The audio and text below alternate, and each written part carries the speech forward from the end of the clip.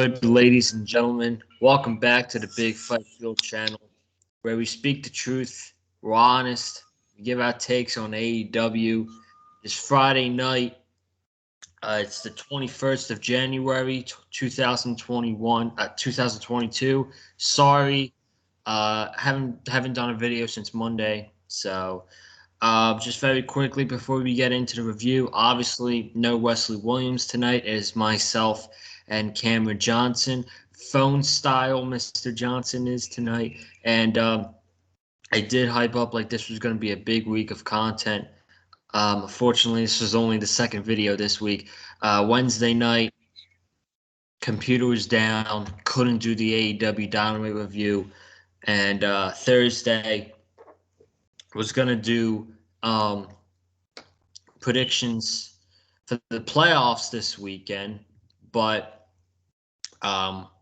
had too much to do on Thursday and tonight Rampage, so I'll make that up for you guys next week. We'll have a big week for you next week. We're possibly gonna review the Royal Rumble. I'm not sure yet. More than likely we will, though, because it's one of the biggest WWE shows of the year, and I'm probably gonna tune in for it. So we're gonna have a big week next week just to make it up for this week. But Cameron Johnson, how are you, buddy? It's been a while. I think what's it been, like a week? Last Friday, I think.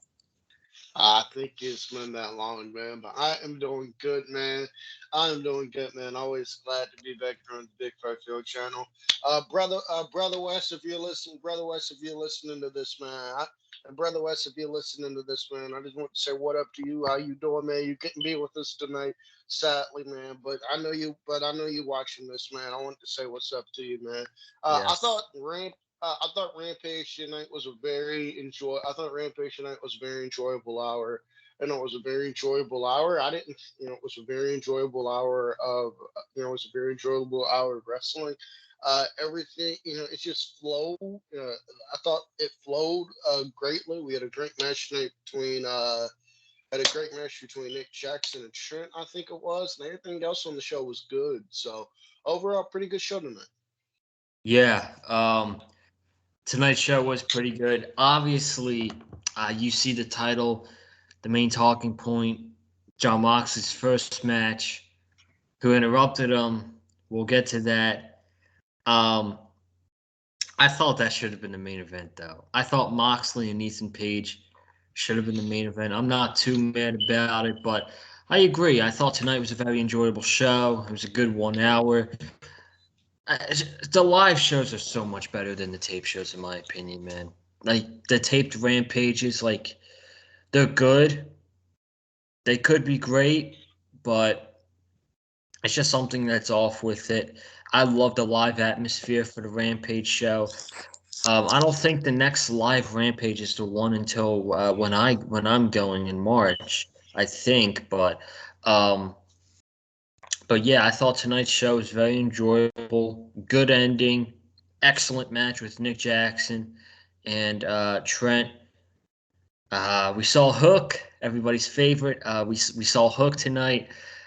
He's got a new feud, man. I'm pretty excited. He might take his first L though, so we'll talk about it. And then the main event was Anna Jay versus Jade Cargill for the TBS Championship. Also, I thought Dynamite was a very good show on Wednesday as well. Really enjoyed that mixed tag team match with Adam Cole and Britt Baker against Orange Cassidy and Chris Statlander. And now people are thinking with this lights out match on Wednesday with Orange Cassidy and Adam Cole, I don't think it's happening, but people want to talk about it on social media just to have something to talk about. But I'll ask you, do you think Johnny Gargano is showing up on Wednesday? I don't think so. I think there's a very strong possibility that he shows up Wednesday. Yes, I do. Ooh. Oh, yes, I think he does. Also, before we go on to Rampage, Orange Cassidy, if you're listening to this, please wear a cup. Please wear a cup Wednesday, please. Dude, he better be wearing 2 cups, not 1. We gotta put in a donation or something. I don't know. But every week, this poor guy is getting low blowed by Adam Cole. And I'm tired of it. It's not fun, you know? So, um, it needs to happen. But I think this is the blow off match for that feud. Obviously, we were going to get the match tonight was supposed to be the Young Bucks against Roppongi Vice. Fortunately, Rocky Romero came down with COVID last minute. Match is postponed, probably a later date. But I think this will probably end the best friends elite feud, and we get into Adam Cole going for the world championship and the Young Bucks facing Red Dragon in March. But before we get into Rampage, um, I read Twitter. Obviously, John Moxley came back on Wednesday. I loved it. So glad to see him. Saying that we missed him is such an understatement. It really is. And everybody was so happy to see Moxley back.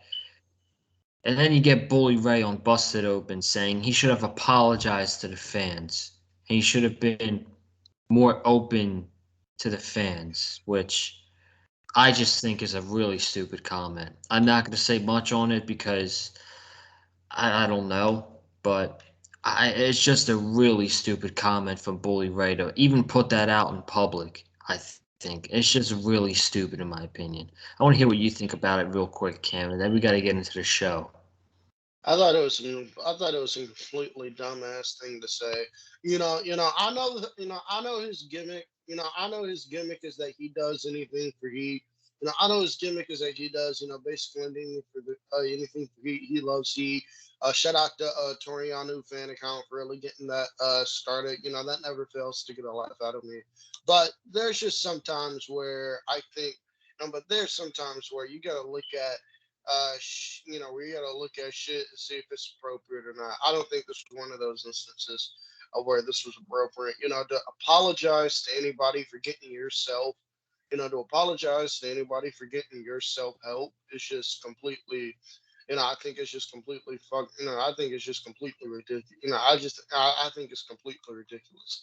Like I don't see how people can be mad John Moxley. The dude, it's not like John Moxley, it's not like John Moxley just went home and refused to show up to work, and just refused to show up to work for 3 months because he was unhappy. No, because he was unhappy. No, the dude checked himself into rehab. No, the dude checked himself into rehab to take care of a very serious problem. To take care of a very serious problem. The dude is in the prime of his career. The dude is in the prime of his career. He has a child at home. He has a child at home now.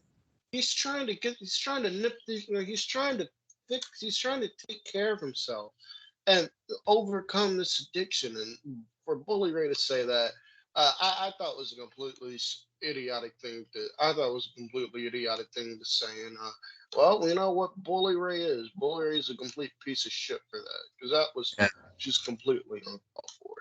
He really is, and he's blocking people who criticize him, and it's a pathetic comment to make from someone who I actually liked a few years ago. Now I don't really like the guy. I don't really listen to Busted Open that much now, but like, man, I lost a lot. I lost a lot of respect for him, man. I really did.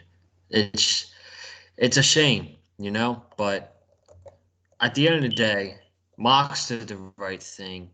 He's now back. He looks amazing, and he said he's going to rule wrestling in 2022. So I'm excited to see what Moxley has for us in 2022. And that started tonight. Kicking off Rampage with his first match in what they said was in October, uh, late October. He fought Ethan Page tonight, and they had a great match, great back and forth match. Moxley had the upper hand early, then Page got into upper hand with his heel tactics, to Moxley, who was the obvious babyface in this match. Moxley makes a great comeback, takes out Scorpio Sky. Ethan Page goes for the Ego's Edge. Moxley reverses it. Ethan Page went for his small package. Moxley kicked out. Moxley pinned him with a cradle, I think, right? I think so, yeah. Yeah, I think Moxley pinned him with a roll up for the win. Barely sneaking the victory over Ethan Page, but he gets the win. And then after the match, he hits Ethan Page with the paradigm shift, a shorter version of the paradigm shift. And Moxley wins. And we will get to the altercation he had in a little bit. I thought the match was great. Honestly, if you're asking me, this match probably should have main evented tonight, but I'm not too mad over it. But I thought it was a great match to open up the show. My friend, your take. I thought this was a fun match to open up the show. It felt so good. John Moxley is my favorite wrestler, not only in AEW, but John Moxley is my favorite wrestler.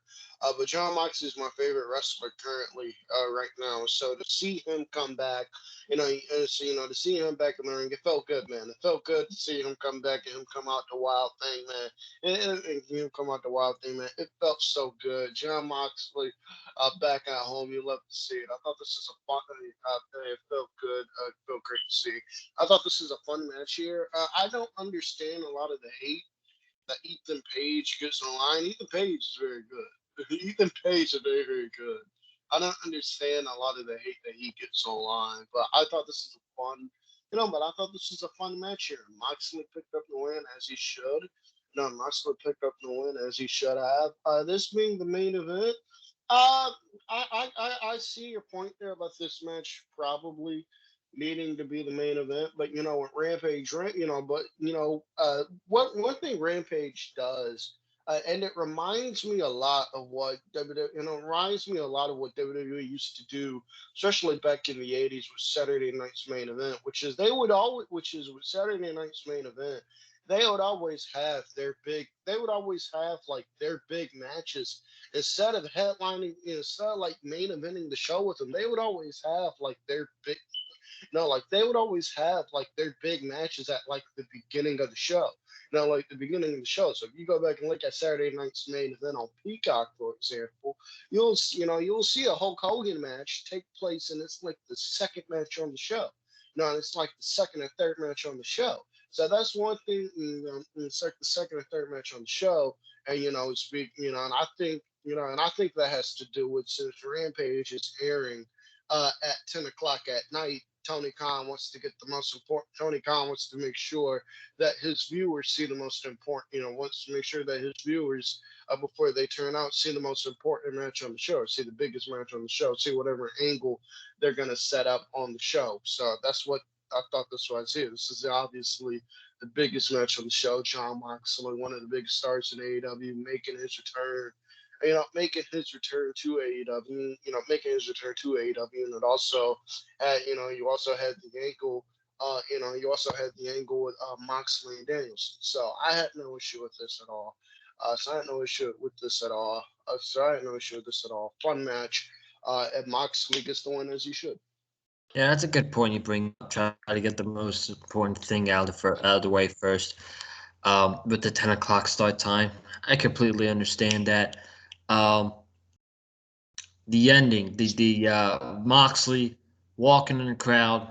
He's going to walk back to the way he walked in, and standing there in his way was Bryan Danielson, and he just clapped in Moxley's face.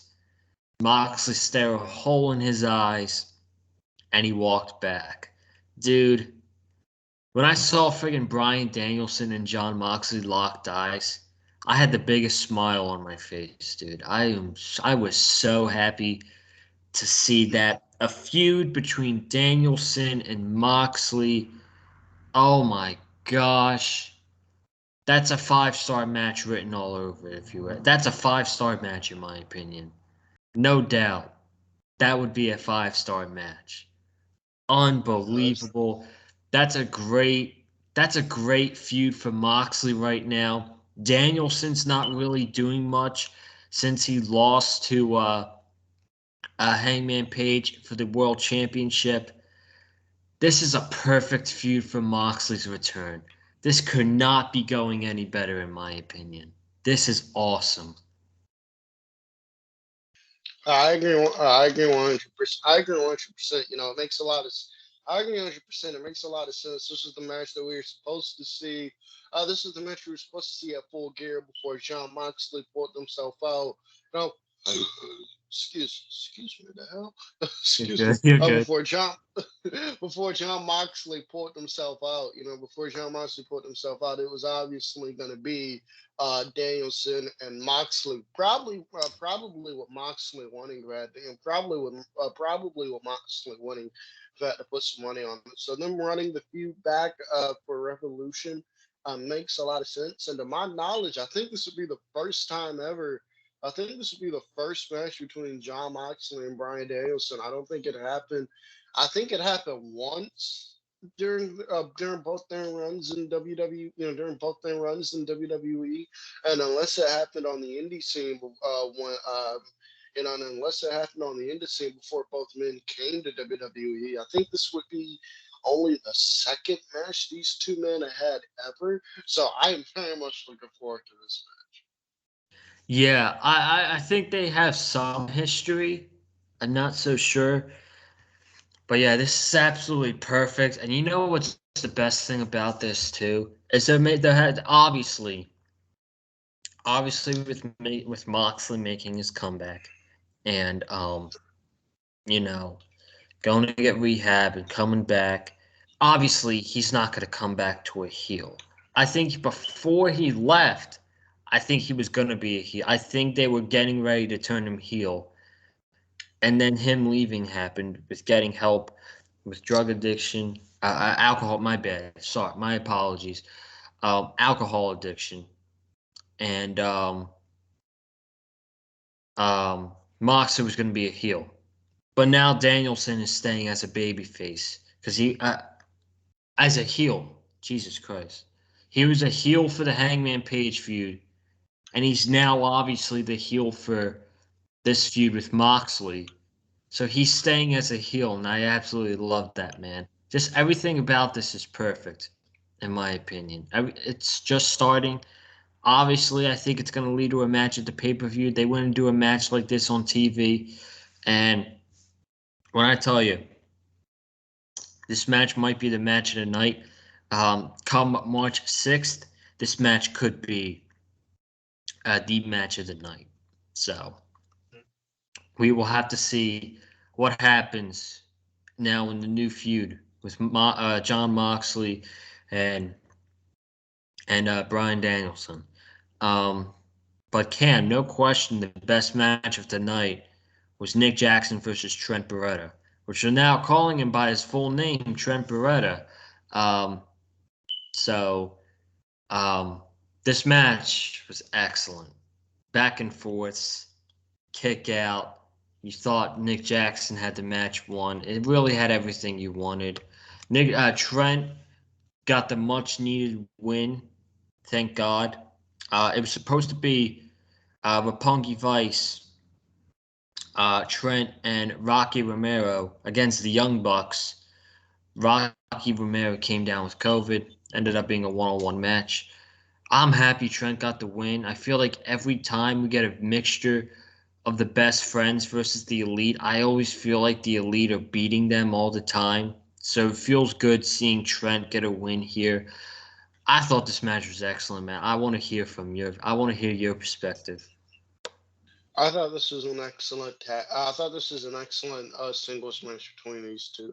I thought this is an excellent singles match between these two guys. They had a lot of near falls here, where I thought the match was over at some point. The Canadian, the Destroyer Nick Jackson hit on Trent. I thought that was it for sure. And then Trent hit a pile driver And then Trent hit a pile driver on Nick Jackson in the ring that I thought was it, that I thought was it, but it obviously wasn't. So, I thought this is I thought this is an excellent match between these two guys. I'm absolutely stunned I'm absolutely stunned that Trent did not get low blowed. I thought for sure Nick Jackson was winning this match with a low blow and a super kick, man. So I'm absolutely shocked. Trent did not get low. I'm shocked Trent did not get low blowed in this match. But I thought this is an excellent. Singles match between these two guys. And it felt good to see Trent. And it felt good to see Trent get a win. And it felt good to see Trent get a win. I love this, man. This is easily the match of the night. They got some "This is awesome" chants. I got some "This is awesome" chants. So this is really good. This is a really good match between these guys. Dude, I'm telling you, they say they didn't do that low blow tonight for a reason. They didn't do it for a reason because they're saving it for Wednesday night. But it's not for Orange Cat. It's not for, believe it or not, it's not for Orange Cassidy. It's for Adam Cole. You heard it here first. He's been getting low blowed for weeks, dude. He could not go into this match thinking, I'm gonna get my revenge and I'm gonna low blow Adam Cole. There's no way. There's no way. Hey man, before we move on, you know what I think would be actually a cool spot for the match on Wednesday? I was talking to Escobar about this. You know who Escobar is, right? Yeah. Yeah, yeah. I was talking to Escobar about this a couple of days ago. Imagine for a spot here, because obviously Orange Cassidy needs to buy a cup. So imagine for a spot in this match, Adam Cole goes to low blow Orange Cassidy. But Orange Cassidy no sells it, and Orange Cassidy pulls out his pants like an orange he just had in his pocket. He just pulls out an orange he just had in his pocket like the whole time, and he like throws it at like Adam Cole or something. I don't know. It's something corny like that. I think that'd be a really cool spot. That could be a clever spot, but man, I'm so excited for that match. I'm a little upset I'm missing that, but I'll catch it. I'll catch it on Thursday for sure, man. I don't want to miss that match.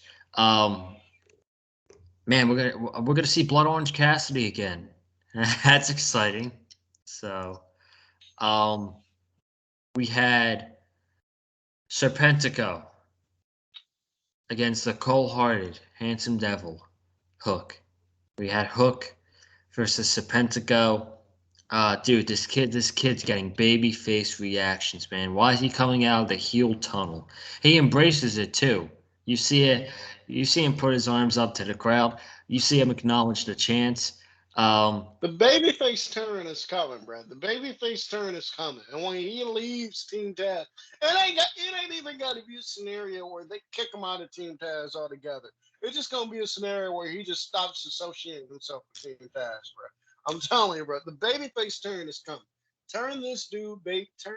And if they go the direction I think they're going in, which is a Cody heel turn, that is your match for Double or Nothing. Heel Cody against a babyface Hook with Hook destroying. That is the match for Double or Nothing right there. I'm telling you right now.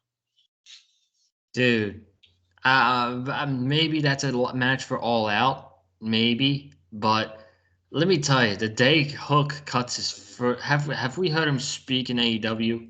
I think maybe once. Dude, the day Hook cuts a promo in AEW is gonna be a day to remember. That is gonna be oh man, that's gonna be awesome.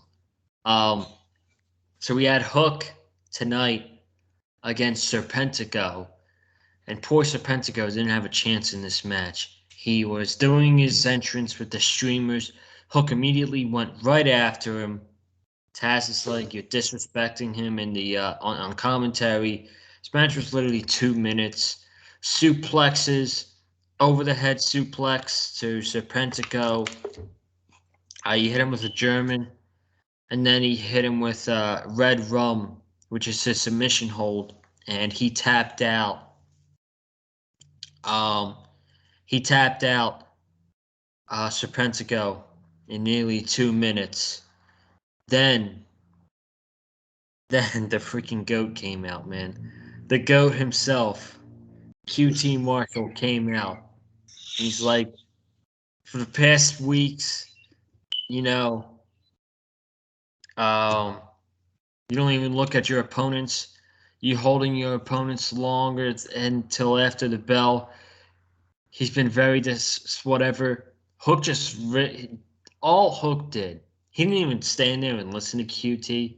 He just walked up the stage, got in QT's face, and gave him a suplex. And he stepped over him. That was great. Poor, disrespectful to QT Marshall, but that was great. We officially have Hook's first feud in AEW with Mr. QT Marshall. I need your thoughts immediately. I thought this was great. I thought this was everything it needed to be. Hook. I'm Hook. Hook reminds me of Goldberg. Hook reminds me of Goldberg. Hook reminds me of Goldberg. Not in terms, in terms of his presentation and the way that he carries, and the way that he carries himself, and the fact that he goes in there and he just and the fact that he goes in there and he just destroys people. 1997, 1998, Bill Goldberg, where he didn't say a word and he just went in there and absolutely demolished people. That is what Hook reminds me of right now. Hook has this Goldberg vibe to me right now, where he comes out, gets the loudest reaction on the entire show. He goes in there. His matches don't go longer than 2 minutes. He goes in there, destroys people, and he leaves. That is exactly what Hook is. That's exactly what Hook is. That's what Goldberg was in '97 and '98. A couple months later, Bill Goldberg was U.S. champion. A couple months after that, Goldberg was beating Hogan. A couple months after that, Goldberg was beating Hogan to win the eight. Goldberg was beating Hogan to win the WCW title. Now, I don't think he's there yet. Where you're going to put the AEW title on him, but I think he's there. But especially if he keeps this up, and I was, but especially if he keeps what he's doing up, and we see him have some longer matches. I think by the time May gets here, he'll be at a point of where you can put the TNT title on him, and he'll be okay for it. But this is absolutely great. Hook, they are doing an excellent job with Hook. Just go in there and destroy people. They're doing an excellent job with him right now. QT coming out. QT, you my man. QT, you my man. You my boy. I'm sorry. I'm sorry, but I thought this was absolutely great, man. And QT Marshall is the best person. And QT Marshall is a brilliant choice for him to be working with, right? Working with. Because QT Marshall can go in there. He can make Hook look. He'll go in there. He'll be able to make Hook look really good, and Hook can just continue to demolish people, which is exactly what we need to see. We need to see him demolish more and more people week after week after week, and he's gonna go babyface. I know he came up the heel turn right now, and he's technically still a part of Team Taz, but believe me, bro. Give it a month, couple more months. Hook ain't even gonna be with Team Taz anymore. I'm saying that right now. He ain't gonna be with Team Taz anymore. It ain't gonna be a case of where they kick him out Team Taz. It's just gonna be a case where he just stops associating himself with Team Taz. Because Hook right now is over. He's the most over guy in wrestling right now. Outside of Roman Reigns, Hook is the most over guy in wrestling right now. Yeah, I would put Hangman up there too. I'd say probably. I forgot about Hangman. I'm sorry. I would probably say Hangman Page is the most over guy in wrestling right now, but Hook's top 5. He's top 5. So, yeah, I think QT Marshall. It's not a long term. God, it's not a long term feud for any means. They could have a match next week. Who knows? But as a short term feud and a match, I think QT Marshall's a great opponent for Hook. I really do. People underestimate QT Marshall. I don't mean that to be funny. I mean that to be serious. He's a great wrestler. He's a trainer for a reason. He knows what the hell he's doing. He will like you said, he will carry Hook to a really good match. and I think they will have a really good match whenever they have a match together. So we'll have to wait and see when that happens. I'm guessing it's going to be on the future Rampage, but it looks like Hook's next match is going to be against QT Marshall. But um, Wednesday night, got to go over the Beach Break match card. Programming alert. I won't be here Wednesday, which means there won't be a Beach Break review. I will definitely watch it Thursday, though. I have tickets to the Magic Clippers game on Wednesday night, so I'll be going there. But I'm definitely catching up on Beach Break on Thursday, and I'll give you guys my thoughts on it on next Friday's Rampage review. But we have the Lights Out match, Adam Cole versus Orange Cassidy. The latter match be to see who the true TNT champion is, Cody and Sammy Guevara. Daniel Garcia and 2.0 against Chris Jericho, Santana, and Ortiz. I think finally they're breaking up the inner circle, which is long overdue, in my opinion. They're finally breaking them up. Red Velvet against Layla Hirsch. Seems like Layla Hirsch is turning heel. It's a good thing, in my opinion. We're going to hear from CM Punk, Britt Baker, and I think that's it. I don't think I'm missing anything else. So that's a pretty good lineup for Wednesday, especially your two big matches with the Lights Out match and the ladder match for the TNT title. Two pay-per-view caliber matches right there. So it should be a good show on Wednesday night. And then we got the main event of tonight's show. Anna Jay and Jade Cargill for the TBS Championship. This is Jade's first TBS Championship match, and I will say this right now. The match tonight with Jade and Anna Jay was much, much better than the match with Ruby Soho, in my opinion. I thought they had a pretty good match tonight, dude. I really did. What'd you think? I agree, man. I agree, man. I thought this was a lot of fun. I agree. I thought this was a lot of fun, especially the last couple minutes. I thought it really picked up in the last couple minutes, and I thought the last couple minutes were fun. In particular, I really enjoyed the spot where Jay Cargill went for the I forgot what she calls it. I think it's the jaded. I think it's the jaded. I forgot what she calls it. I'm gonna just call it the glam slam because that's what the. I'm just call it the glam slam because that's what the fuck it is. Because that's what the fuck it is. I really enjoyed the spot where Jade Cargill went for the glam slam, and I thought she was gonna get her, and I thought she was actually gonna get her with it. But Anna Jay was able to turn it into the. Anna Jay was able to turn it into the Queen Slayer. I really enjoyed that spot. I thought that was a really cool spot there between those two women. But I thought this was a very good match between these two women. Very good match between these two women. And Joseph, man, I want to say something there. I talked with you about this before we came on here. I'm gonna say it again, man. It's sad, bro, that this match here, which went about 9 minutes, I know. went longer than the two women's matches we had on SmackDown. But yet people have the nerve to critique the AEW Women's Division on Wednesday because Serena Deeb and Sky Blue went 3 minutes. We had a 3 minute squash match. But yet people want to, but yet I didn't see those same people tweet about this match here going 9 minutes, which was longer, by the way, than the two women's matches we had on SmackDown tonight. Two women's matches on SmackDown, 4 minutes. One women's match on Rampage. An hour show goes 9 minutes. But I didn't see people say a word about it, man. Just, it is what it is. That's why wrestling Twitter sucks, dude. That's why wrestling Twitter sucks. But dude, like no cap, the match on Wednesday was perfect length, 3 minutes for Deeb and Sky Blue, because they're building up Serena Deeb as one of the top heels in the women's division. I don't mean to get off track from the main event here, but once Britt Baker drops that women's championship to Thunder Rosa, they're going to build Serena Deeb up as the top heel in that women's division. So they have to give her dominant wins like this. And I think the match was good.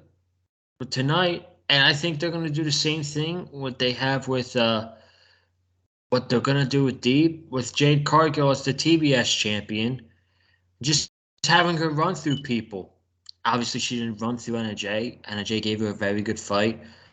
But Jade Cargill's just going to take down challenger after challenger after challenger until eventually she gets to somebody who's going to beat her for that championship.